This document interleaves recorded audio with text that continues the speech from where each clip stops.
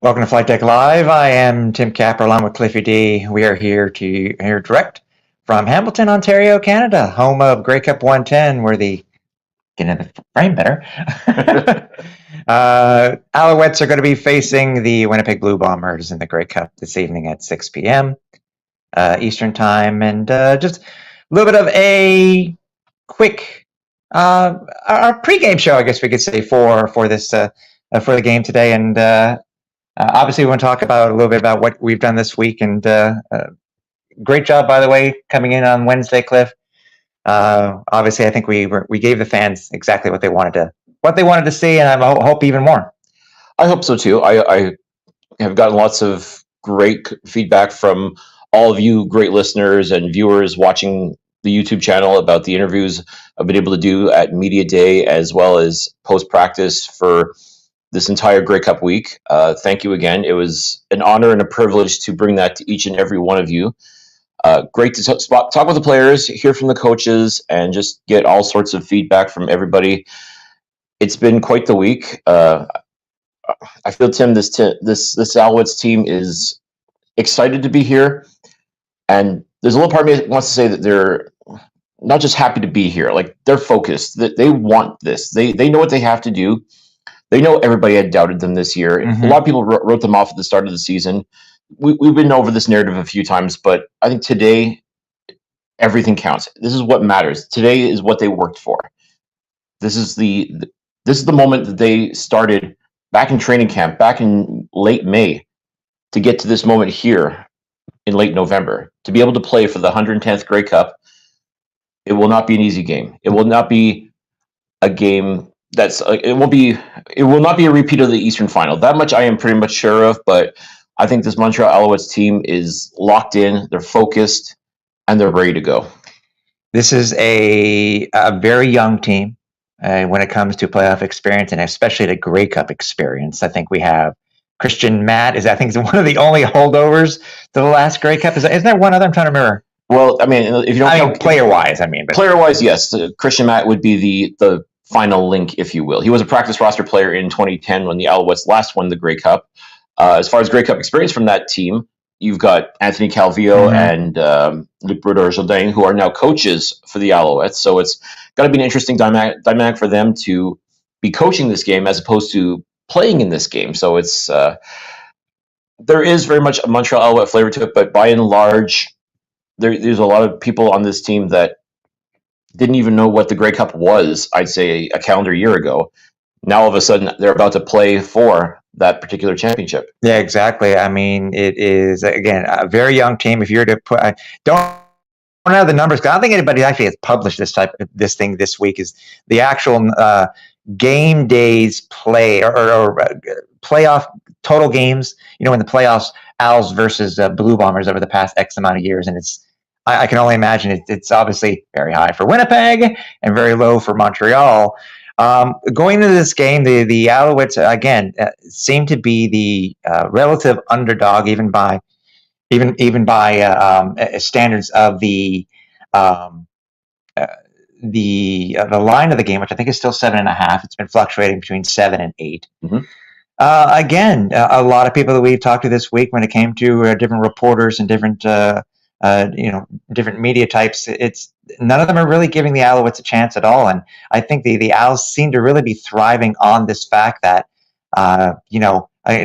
Toronto is unbeatable. And going this one, Winnipeg seems to be unbeatable. There's no way that Cody Fajardo can X or William Stanback can Y. It just seems to be that they are relishing in this, the Alouettes, and they're really taking this to heart. Yeah, I mean, all year long, they've been the underdog. All year long, people doubted whether this team could compete in the Canadian Football League. And even to getting to this point, some are saying luck, but I have to believe after last week's Eastern Final, it's not luck that the Alouettes are here. They knew that they were good enough to get here. They believed in themselves from day one, and now the rest of the world is slowly starting to believe. Yeah, a lot of the media types and the talking heads are a little more willing to give praise to the Alouettes, but at the same time, look at this Winnipeg Blue Bomber team that are back-to-back 4 times Western Division champions, playing in their 4th Grey Cup in in four, was it four seasons, and 4 and 4 seasons. Right. So obviously, they've got the mental makeup to make it to the Grey Cup. They've got the horses. They've got the talent. Understandably, a lot of people are going to be picking them to win, but it's not going to be a cakewalk by any stretch. I mean, this Montreal Alouettes team, as we've talked about, hottest team in the league right now. 7 straight victories to get to this point. Darnell Sankey talked about it after that the last time they lost a game was to the Toronto Argonauts, way back in September, if you can believe that. I know. And he set it out. He said, we're going to win the last 5 regular season games, and then we're going to win the Grey Cup. Well, Darnell, he's Nostradamus, because so far they won all 5 of those last regular season games. They won the Eastern semifinal against the Hamilton Tiger Cats. They won the Eastern final versus the Toronto Argonauts. And now here they are. One thing left to do, and go out and win the Grey Cup before Darnell's prophecy truly comes to light. People keep looking at referencing the 2 games that the Alouettes played the Blue Bombers earlier this year. If everyone remembers, it was the low-scoring affair on Canada Day in the rain, and then we had the blowout win by Winnipeg in Winnipeg. But people, kind of forget is that the Alouettes did have a very good half. It's just that they weren't able to stay with it in the second half of that game in Winnipeg. And a lot of people are bringing up that the Alouettes have only scored 6 total points versus the Winnipeg Blue Bombers this year on offense. Mm-hmm. I understand it's a fair stat to look at, but this game is really just more than stats, because this is not the same team that played Winnipeg so many weeks ago. And let's not forget, Cody Fajardo was coming off of an injury. He missed the last 2 games before facing that Winnipeg Blue Bombers team back in August, and where the Alouettes unfortunately got manhandled by the Bombers. This is a different Cody Fajardo. I mean, he's gone through it. He's been through his trials and tribulations as a member of the Alouettes, but I mean, this team has rallied behind him. They see him as their leader, and he has put this team on his back, and it hasn't been perfect, but he's gotten to this point. He's gotten this far. Why not go a little bit further? I think that's when we talk about this defense. Absolutely outstanding. Yes, they can compete. They can hang. I think they can definitely give Winnipeg a lot of fits today, but you got to put points on the board. Simply put, Cody Fajardo has to put points on the board. It can't be just David Cote field goals. You have to march the team downfield, and you got to score touchdowns, whether it's handing the ball off to William Stanback or Joshua Nantwi, finding any of your very talented receivers that earlier this year nobody gave a second thought to. Now all of a sudden they're very much a part of the conversation. But simply put, Cody Fajardo has to play the game of his life today. He has to truly be that leader that we know he can be, and it's proven to be. Simply put, this game is going to go win or lose on the back of Cody Fajardo. What are your thoughts on right now it's still up in the air for a lot of these guys, even though they're showing up as being as questionable, especially on the Blue Bomber side. 2 guys, Dalton Schoen and Adam Bighill, are game time decisions. And obviously, I think the Owls will go ahead and they'll still stick with the same gameplay. But do you think that's going to change in any way what they're going to do? I don't know if it's gamesmanship. I don't know if it's just making the Alouettes prepare for those guys and then decided last minute, no, they're not playing after all. I mean, apparently they didn't practice at all. They were in street clothes on the sidelines this week in practice. So I just don't see I don't foresee a scenario where these guys will come in magically, like in the movies, like dress up and be ready to go. Like to me, it doesn't compute. It doesn't seem likely. I think Montreal obviously would have to prepare for Dalton Schoen and Adam Bighill, but they've also prepared for whoever will be replacing those guys as well. So I mean, to me, I think Montreal's going to be ready no matter what. Call it gamesmanship, call it what you will, but we'll see what happens. Come kick off at 6 p.m. We're going to see which Blue Bombers team is going to come out. That they're going to be ready. Whoever is going to be replacing those 2 gentlemen will definitely be ready to go, and I think Montreal will also be ready for them as well. And what do you think the keys are going to be for the Alouettes to get this Grey Cup win? Obviously, there were some issues that they need to have fixed up from last week, especially with the running game. We cannot have another game where Cody Fajardo is going to be leading rusher with the team. But what do the Owls need to do, in your opinion, to go ahead and win this game? We know what this defense can do. Without question, top-notch, top-tier defense, whatever you want to call it. This defense has been absolutely outstanding over the past 7 games. You really do have to put points on the board, not just field goals, because you're not going to beat the Winnipeg Blue Bombers kicking field goals. You weren't going to beat the Toronto Argonauts or the Hamilton Tiger Cats just kicking field goals either. This defense has to shut down. Let them put points on the board if they can. That'd be amazing, but it really does come down to offense. I think that's where Winnipeg does have a decided advantage over Montreal. But simply put, Cody Fajardo, he's really got to play his game. He's got to rely heavily on his running backs. He's got to find his receiver. He's got to develop that chemistry that he has all season long with Austin Mack, Tyson Philpott, Tyler Snead. Yeah. My God, there's so many talented receivers on this team. Guys that are ready to make big plays happen, and simply put, Cody Fajardo really truly has to do the thing. And just in talking with him this week, you hear his confidence, you hear his almost humility. He's been to this spot before. He has won a Grey Cup, but not as the starting quarterback. All he ever wanted to do was be that winning quarterback. Didn't get the opportunity to do it in Saskatchewan. Went to 2 Western Finals. Didn't quite work out. Playing against those very same Winnipeg Blue Bombers too. So that's got to be sitting in his head a little bit. I think he's that much more motivated as a result to get over that hump, to finally break that cycle. You know, the losing to the Winnipeg cycle has got to stop for Cody.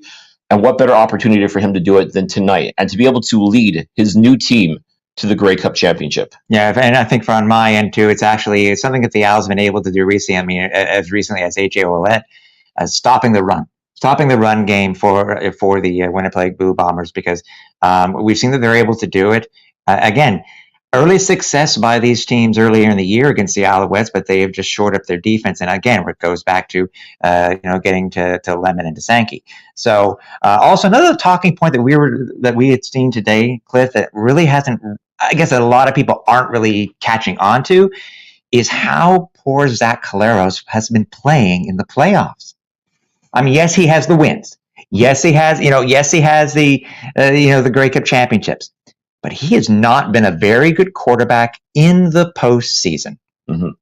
And again, that's a credit to his teammates around him that have been able to help him become a winning quarterback as a result. But yes, I think there's definitely pressure on Zach Collaros as well to prove that he can be that winning quarterback. Yes, he does. He has won Grey Cup championships back-to-back in 2019 and in 2021. Mm-hmm.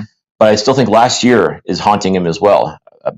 Just barely losing to the Toronto Argonauts in the Grey Cup last year. That's got to be weighing on him as well. He's got to look at this as yet another challenge. And there's also another interesting wrinkle as well. Yeah. The Winnipeg Blue Bombers know what it's like to win a Grey Cup at Tim Hortons Field. The Montreal Alouettes in 2023 are 2-0 at Tim Hortons Field. So something's got to give, right? Yeah. There's a not very big streaks, but there's 2 streaks that one of these 2 streaks could come to an end this Sunday. Which one will it be? We won't know until kickoff. Yeah, that's true. If you happen to miss any of our coverage, by the way, this past week, make sure you go back and you check out our playlist. All of the interviews that were done by Cliffy D during that media day and the post-practice sessions. A lot of great information out there from a lot of the stars and a lot of the players that and love with the Alouettes. And also, this is our pregame show. We do expect us to see us post-game for our post-game Flight Deck Live. Win or lose, we will be here to break everything down that happened in Grey Cup 110. But other than that, it's been one hell of a week here in Hamilton. We still got a lot more to go. Obviously, the TSN kickoff, the post-game show is coming up soon, and it should be just fun. So for you guys, for Owls fans, fans who are watching from across the country, just enjoy this game. We're expecting it to be a very, very fun game. Yeah, and if you're not already, subscribe, make sure however it is that you tune into Flight Deck Live and to the Alouettes Flight Deck, make sure you're ready, because as Tim said, win or lose, we're going to go live after the game. We'll offer up our thoughts. Hopefully, the Montreal Alouettes will do the damn thing and win it all. But regardless of what happens in the game, we will be offering our thoughts up, and just make sure you're subscribe, make sure you're along for the ride for us. I mean, you've joined us this far, come a little further, because this is truly the last game day of 2023. You're right. And Nobody in the world, it seems, predicted this. Yet, somehow, some way, everybody outside of the province of Manitoba is cheering for the Alouettes. We got Rider fans. Took the words right out of my mouth. Rider fans. The same Rider fans that watched the Alouettes beat them back to back in 2009, 2010. Those same fans, and maybe it's because they hate Winnipeg more than anything else, they are cheering for Cody Fajardo. They are cheering for Jason Moss, who was cast aside. They are cheering for the Montreal Alouettes today. And so great. Like I jokingly said, the bandwagon's closed. Like, you didn't believe in us before. You didn't believe in the Alouettes before. Don't start believing them now. But you know what? Clearly, the Alouettes want everybody on the bandwagon. So I guess welcome aboard. But this is a fun ride, folks. This is something else. And man, the fact that we've gotten to this point is nothing short of incredible. And it's not done. It's not done yet. Still got 3 more hours of game time. It's just less than 6 hours till kickoff here at the 110th Grey Cup in Hamilton, Ontario. Again, stay tuned for our post-game Flight Deck Live. So for Alouettes Flight Deck headquarters here in Hamilton, Ontario, Canada, for Cliffy D, I'm Tim Capper. We'll talk to you soon, and go Owls go.